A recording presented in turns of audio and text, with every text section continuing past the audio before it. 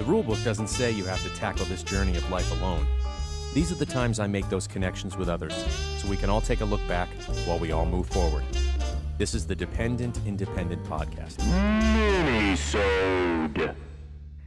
Hey there, subscribers. Thank you for downloading and listening to MiniSode 45 and a half of the Dependent Independent Podcast. I'm your host, Nick G. This is a podcast about making connections, looking back while moving forward. In these minisodes, I talk to my subscribers to get them caught up on what they missed in our past episode. If they haven't listened yet, what's been going on with me since our last episode and what you can anticipate in future episodes. If you want to follow me on Twitter, I'm at dependent_Nick, and you can email the show, and I dare you, at thedependentindependent@gmail.com. You can follow our Facebook page, which I post links to these shows, our minisodes, and our full episodes, where you can stream them rather than downloading it to your most popular or your favorite iOS or Android podcast app. We have an enormous library of episodes. We do full-sodes and mini-sodes to kind of split the difference, basically, because my life is busy, and I'm always trying to get good and fulfilling hosts on our show. So this will post at midnight tonight, and then our next full episode, midnight next week. We record this episode, or these mini-sodes, on YouTube, so this will be posted on Wednesday. We have actually we have about 5 videos up on YouTube. The podcast page is the Dependent Independent Podcast page on YouTube, just like it is on Facebook. And the links to all those connections, Twitter, all that kind of good stuff is actually in the show notes. If you're new to the show, subscribe. I mean, that's what I really like, connecting with my subscribers on these mini-sodes. The full sodes are for everybody, my listeners, but my subscribers, I like getting a little deep here. So deep that I almost recorded this entire podcast about 5 seconds ago and forgot to hit record. So you are getting part 2, version 2 of MiniSode 45 and a half. So let's go. Let's go. It's Monday night. In the next 48 hours, or I guess on Wednesday, we will have a new president. But I'll talk about that at the end. Our last episode, episode 45, was actually the third part of a 3-part story that I started back in episode 23, which was a story about a door-to-door job I got for this crazed multi-level marketing company right out of college. And it was fun. It was cathartic to tell that story. I've told that story before to people. My wife's heard it and she lived through it. But I think there's a chunk of our podcasts that kind of talk about that experience, especially the start of my wife and I. But the episode 23 being the interview for this company, episode 29 being the first day, and then my wife kind of pseudo-interviewing me back on episode 45, which I hope you listened to it already. I think you should. And in case you missed it, go ahead and download it. But if you listen to it in that sequence, I know the downloads for 23 and 29 went up pretty high. You can enjoy that story. It's a story of trying to be something I'm not, to make money I never made. And I can say it did teach me a lot of things about what my potential is and what I'm capable of doing as a leader. And I did think that was the number one thing I took out of that and have applied to my career and other jobs along the way. So it's been a long week, especially this past weekend. A lot of things happened last week, and there's a couple things I want to go over that, I was trying to think, when I do these mini-sodes, every time I'm done and I stop recording, I always feel like I'm rambling or I'm ranting, and this microphone's mine. I could talk about whatever I want. It's a great platform to do it. But when I started this podcast back in 2015, I threw it out there. I had no expectations, and now people do. They expect it every Tuesday. My listeners and my subscribers watching and listening right now, they want it. They want to know what's going on, and it's cool. It evolved into something that I didn't anticipate it was going to be. But certain people listen, and certain people make connections. They reach out to me to give me an idea about what they thought. I have some super listeners, some super fans, but there's one person in particular that has probably been listening to the show probably about a year now. I don't know, maybe 9-10 months maybe. And he lives locally. And when I first started the podcast, there was a lot of people. That's kind of how I grew, because people followed me on my personal page on Facebook, saw me posting things about my podcast, and now we post everything on the Dependent Independent Podcast page on Facebook. So these people that were local were the ones reaching out to me, and some of them have been co-hosts on the show. And go listen to our back catalog, because we have a lot of, I think this is like 71 shows, even though this is MiniSode 45 and a half, and we're trying to get all the way to 200, which is a good goal, because people should have goals. But we have an enormous catalog, and you can follow along and see how we progressed and the experiences I talk about on this little bookshelf life story of mine. I'll be able to listen to in 30 years from now with my kids when they're old enough to listen to this, because we say bad words. So this listener reached out to me, and being that we're local, I thought it would be great if we connected, because I'd love to see you in person and love to talk to you. He's also a podcaster as well. His moniker on his podcast is Schmo the Intern, but his real name is Larry. He's on a podcast which is recorded locally out of Westville in South Jersey called The Idiots. And Schmo and I have gone back and forth, or Larry and I, and I don't like calling him Schmo, Larry and I have gone back and forth on social media and getting connected on Facebook and Twitter. And we tried really hard to at one point I didn't think he existed. I thought he was like, I was being catfished. He'd say he'd be available on a Thursday. I'd make myself available, and then something would fall through, or I would schedule a time with him, and then I was booked with something.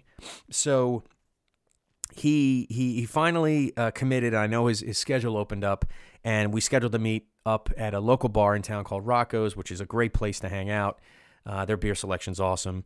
And around 8:30 last Thursday, we got together. Now, I've seen Larry. I knew what he looked like. And I knew he was a fan of the show, but I didn't quite understand what kind of fan he was. And I sat down at the bar, but it was one of those things where I shook his hand and I sat down, and I kind of knew him, you know. I was really thankful and appreciative. He bought me a drink, and he proceeded to kind of tell me his story. Usually I get on the microphone every other week or every week, and I share stories about my life. And people, I'm sure when you listen, most of you feel like you know me. But yet, he really connected with me, and that's what the show's about. So if we chalk that up as a win, that was my intent, to connect with people. But the one thing I didn't realize is when you put your stories and your voice out there, you never anticipate who you're going to help. It's like that story you hear or that book you read that connects something in your head that makes you. It either validates something you already know, or it teaches you something that you was deep down in your brain, and suddenly it actualizes. It creates a vision and action that you can actually make it happen. So just from a few words allows you to either think differently, behave differently, look at the world a little differently. It could be a movie. It could be anything. It could be a book. It could be an article. It could be a quote on Twitter. It doesn't matter. But Larry, as he proceeded to tell me his story, which was amazing, by the way, I'm definitely going to have him on the show in the future.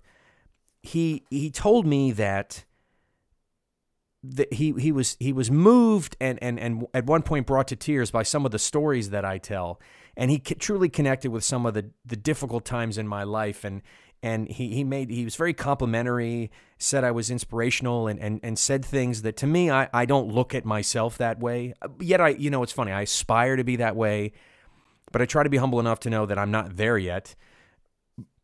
But no matter what, either way, he paid me a compliment. Now, at first when he said it, I kind of dismissed it. I was like, not dismissed it, but you want to be humble. You don't want to be this arrogant asshole that you're like, oh, yeah, great. Yeah, that's what I'm trying to do. Change the world. I'm not trying to change anything. But to him, I did. I made an impact where he listens. He feels like he's gotten to know my family. He's gotten to know my wife. But those are just one-way conversations. Now I have this two-way conversation with him. And it was appreciative. I was appreciative to hear that I could help him. And don't get me wrong, it's not like this is like he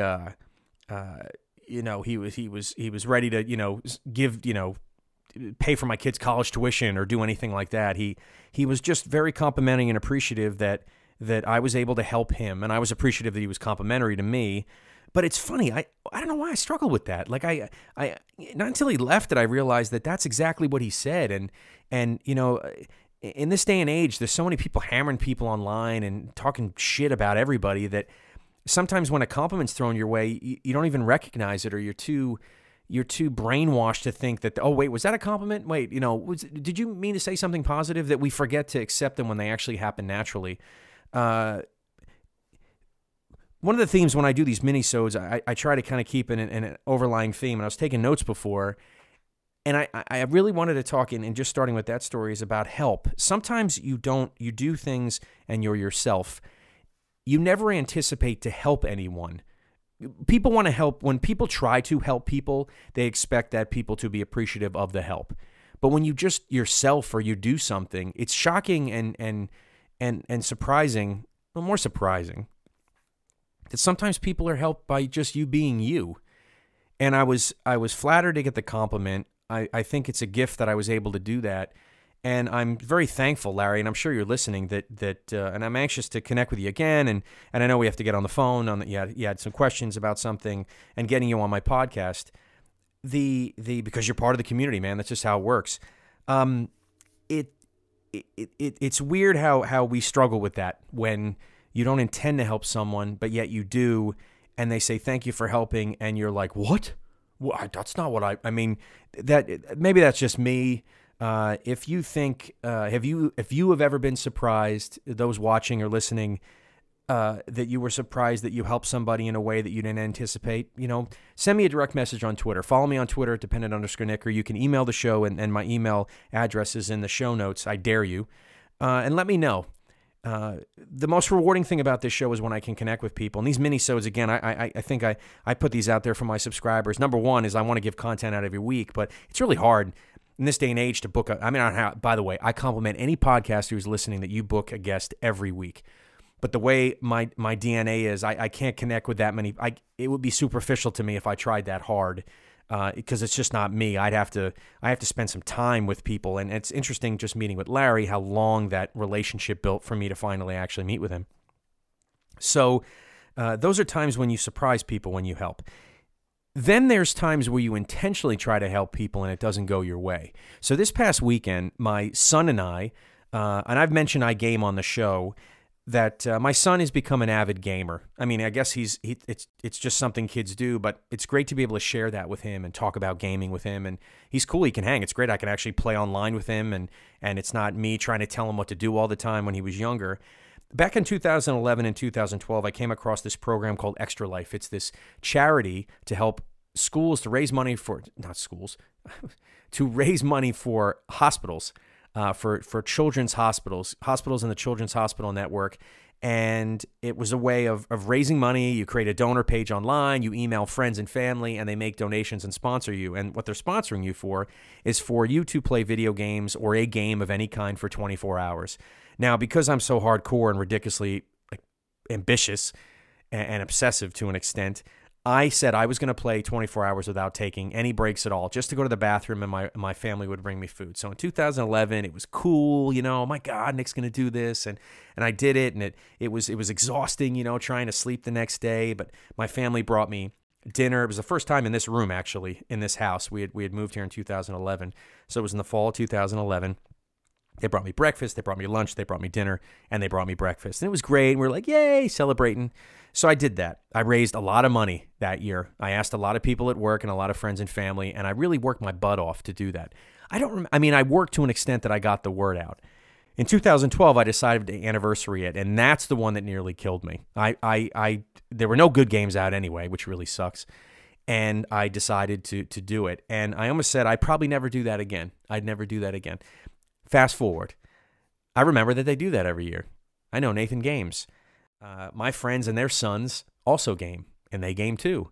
And I thought, shit, why don't we do this? But rather than me just doing it like I did in 2011 and 2012, I'll have my son game with us, see if he can hang, and then we'll have all my friends over. We'll bring TVs, Xboxes. We'll have this whole thing at the house, and I'll create the page. I went online, on the interwebs, created an Extra Life page for us, put our names on it, and then I kind of let it sit there in July.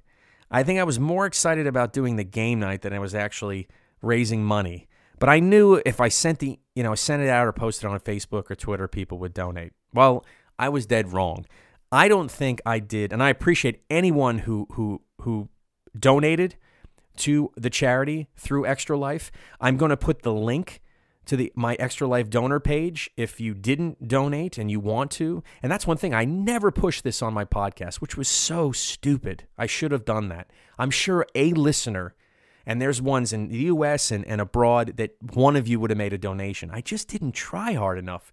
And that kind of weighed on me over the weekend. We played games starting from 9 a.m. to 9 a.m., from Saturday 9 a.m. to Sunday 9 a.m. We did sleep. There's absolutely no way I was going to stay up all night. I think at one point, the games were dormant for an hour. So there was some crossover, like while some people slept, some people played. But I think at one point, it was about an hour, like maybe from 4 to 5 in the morning, that no one played.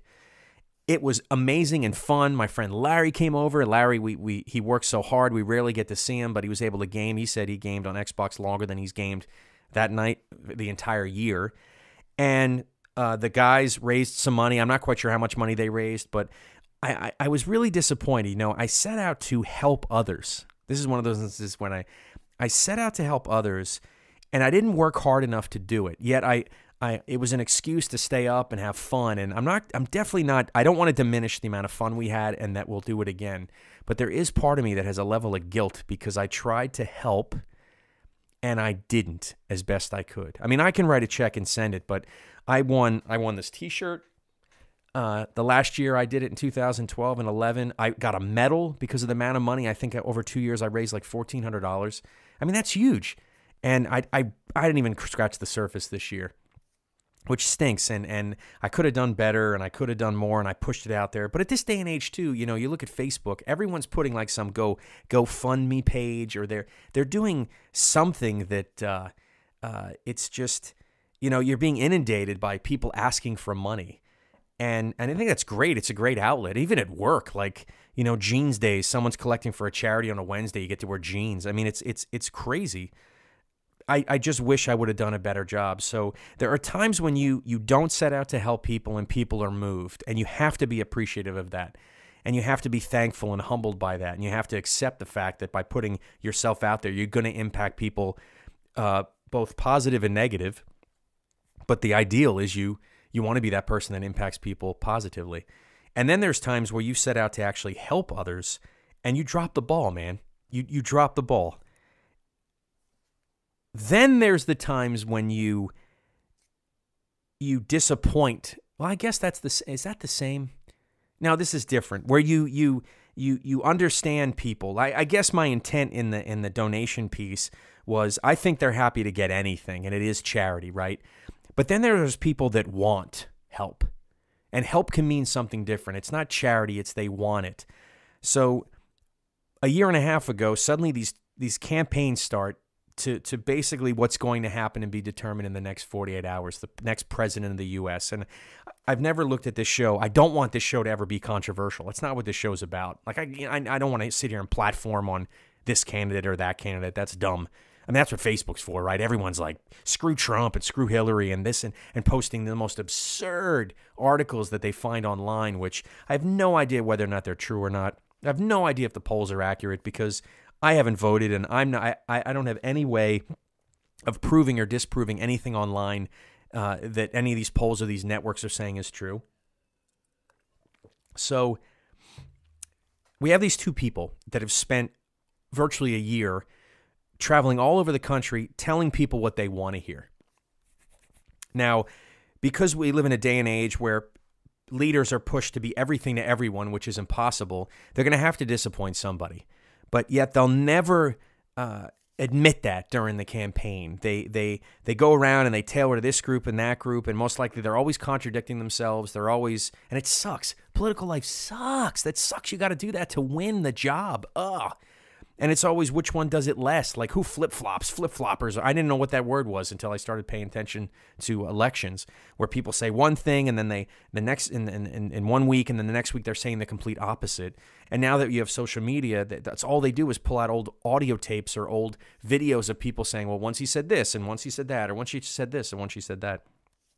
So you have all these people, millions and millions and millions and billions of Americans that are saying, If I'm going to vote for you, but you have to give me what I want. You said you were going to give me this, or you said you were going to do this, and I'm sure you listeners at home, and those watching on YouTube on our channel, there's one candidate is really committing to what he's going to do.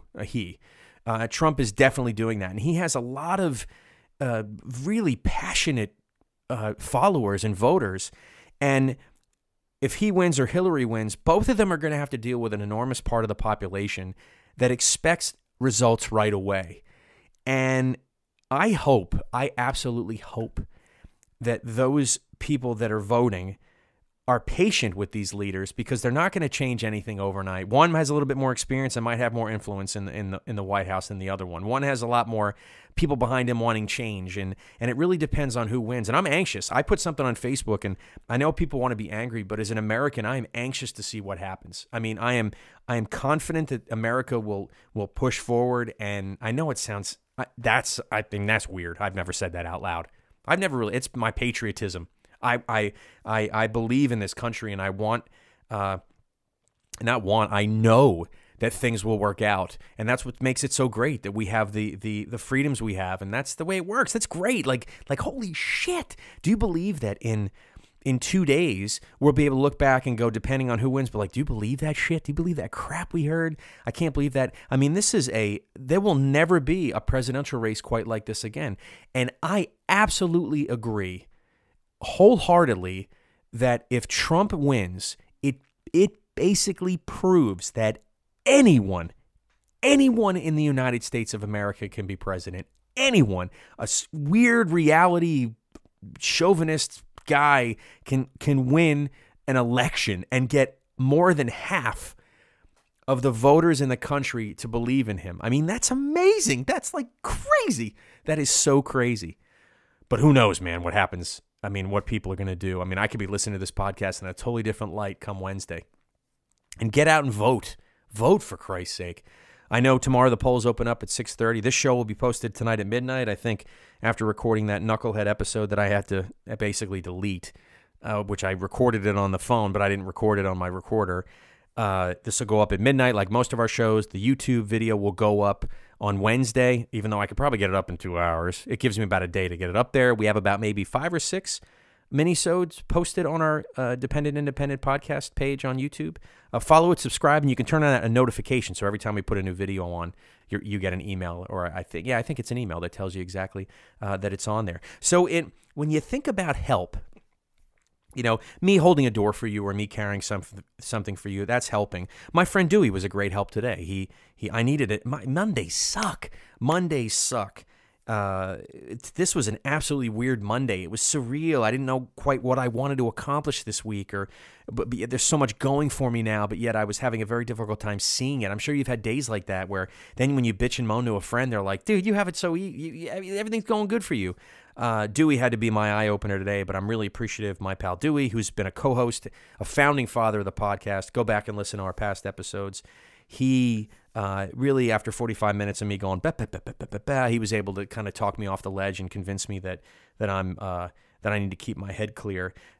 Help comes in many different ways, whether it's you're giving it to someone you don't intend to, but they accept it, which you have to appreciate that and be humbled by that. There's sometimes when you try really hard to help people in a charitable way or be absolutely considerate, and it just falls flat, dude. It's just not good enough. And then you have times when people in positions say they're going to help you, and all you can do is roll the dice, and hopefully they're able to do it. I mean, I wish it was simpler than that. I mean, I come out here, and this podcast is helpful for me because it's cathartic, and it's a way I can express myself. And if any of you out there have a voice, go ahead and do it. Like I was talking to Larry. Larry, man, you got a great voice, a story to tell. Jesus, you can do a podcast twice a week, and you won't run out of material. I can't wait to get you on my show and have the world listen and bring you into this world we've created. When you have something, help people out in what you say, or it's not just what you do, it's what you say and how you say it. Keep that sacred, and please be positive this week. Whoever wins, I think I talked about that on a previous minisode. Don't be pissed or don't go nanny boo boo on the other guy. Like, that's screwed up. Don't do that. I really have a feeling like I posted something on my personal page, my personal Facebook page, about what people are going to post. And I was curious. Most of the responses I got on Facebook about what they're going to post and what they're going to put in the newspapers next Sunday, if we could fast forward, was still on the politics stuff. part of me just wants this to go away. Just go away. Give me a break. Now, last week I took a massive week off on social media. I was extremely exhausted. Maybe I just needed a break from communicating through social media, but hopefully I'll be back on track. Share this show. It's how we build our listenership. If you're a subscriber, which I know you probably are because that's why you're watching this minisode or listening to this minisode, please share the show. If you like something, what we talked about, and feel someone could get something out of it, share it with them. Tell them about it. Go to their phone and help them, show them how to download it on the iTunes podcast app or Overcast, which is a great podcast app on iTunes. I listen to Podcast Addict, and it's on Google Play too. All the links, the hyperlinks, or at least where our show is posted, is in the show notes.